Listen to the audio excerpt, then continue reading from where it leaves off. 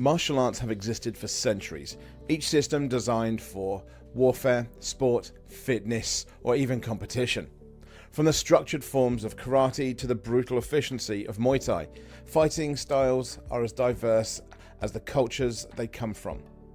But let's look at something modern, a system designed not for the dojo or the ring, but for the streets, the Keysi Fighting Method.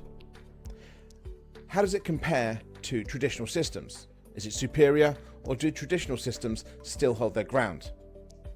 Keysi Fighting Method, or KFM, was born from the streets of Spain, created by Justo Dieguez and Andy Norman in the 1980s. This system emerged from real-life experience. Unlike traditional martial arts that evolve from ancient warfare or sport, KFM was built purely for self-defense against real threats. Multiple attackers, weapons, and no-rules fights.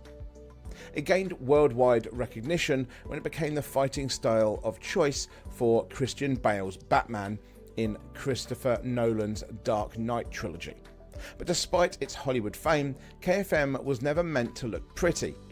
It's about brutality, efficiency, and instinctive reactions. On the other side, traditional martial arts like karate, judo, kung fu, and Muay Thai each trace their roots back hundreds or even thousands of years. These styles were shaped by war, philosophy, and discipline. They emphasize structured forms, training katas, and rule-based sparring. The question is, does ancient wisdom hold up against modern urban combat? In traditional martial arts, every move is precise, every stance is calculated. Karate fighters master rigid forms, Muay Thai champions drill devastating kicks, and Brazilian Jiu-Jitsu practitioners learn to dominate on the ground. But KFM, it doesn't believe in rules. It doesn't rely on sport-based techniques. Instead, it thrives on chaotic movement, close quarters aggression, and psychological dominance. At the heart of KFM is the pensador guard, the thinking man's stance. Fighters protect their head with raised arms, elbows shielding the face while staying ready to counter with hammer fists, elbows, and knees. This is a stark contrast to the upright stances of karate or the open guard boxing approach of Muay Thai. Traditional martial artists train for controlled one-on-one combat, but KFM is designed for street survival. No referees, no honor system, just instinct and raw power. Let's compare the techniques. In traditional martial arts, the approach varies. Karate and Taekwondo focus on fast, powerful kicks and punches, often from long range. Boxing and Muay Thai emphasize fluid head movement, precision striking, and endurance. Brazilian Jiu-Jitsu and Judo excel at grappling and submission, turning fights into chess matches of leverage and technique. KFM takes an entirely different approach. Strikes come from unpredictable angles, using hammer fists and elbows instead of traditional punches. Movement is circular, fast, and designed to overwhelm opponents. Defenses aren't just about blocking, they are about counter-attacking instantly. Multiple attackers, KFM keeps the fighter mobile, constantly repositioning to avoid being surrounded. And here's the key difference. KFM uses the environment as a weapon. Walls, objects, even biting if necessary. Everything is fair game. That's why KFM is brutal, effective, and in many areas feared. This is where things get controversial. Traditional martial arts are highly effective in controlled settings, like a ring, cage, or tournament. But when it comes to real-world street fights, those rules don't apply. Imagine a Muay Thai fighter trained for the ring, but now they're in a dark alley against 3 opponents. Their training didn't prepare them for weapons or dirty tactics. A Brazilian Jiu-Jitsu black belt is deadly on the ground, but in a bar fight, going to the ground might be a death sentence when multiple people are attacking. KFM, on the other hand, was built for these situations. It thrives in chaos. It doesn't rely on fair play, and it teaches fighters to strike first, escape, and survive. That's the biggest difference. Traditional martial arts follow a structured system. KFM adapts to the unknown.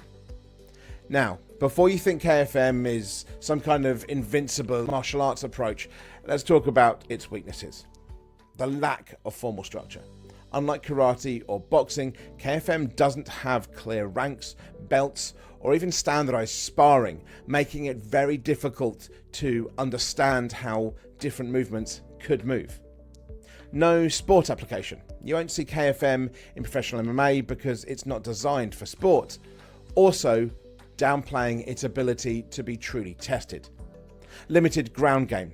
If a fight goes to the ground, a Brazilian Jiu-Jitsu fighter would dominate a KFM practitioner. Traditional martial arts provide structured learning, decades of refinement, and competitive testing. Things that KFM just does not emphasize. So what's the solution?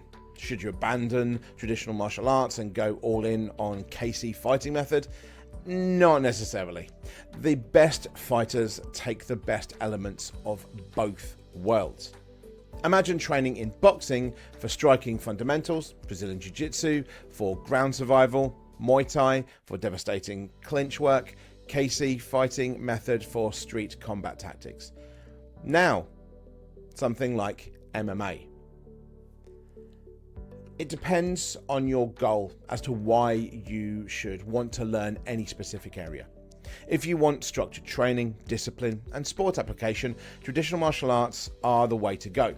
If you need some real-world survival tactics where there are no rules, no referees, then KFM is one of the more brutal and effective systems available. However, it must be backed up by the traditions that you see in other martial arts, as mentioned.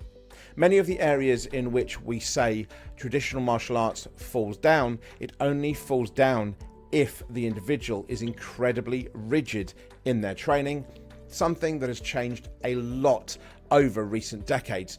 We rarely see karate exponents who don't train for more self-defense interactions, or a Brazilian Jiu-Jitsu or Judo practitioner that isn't ready to take some stand-up as well.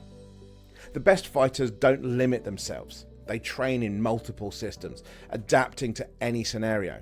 That's what makes a true warrior in various senses, a reason that many of those going into the UFC or elsewhere are known as warriors.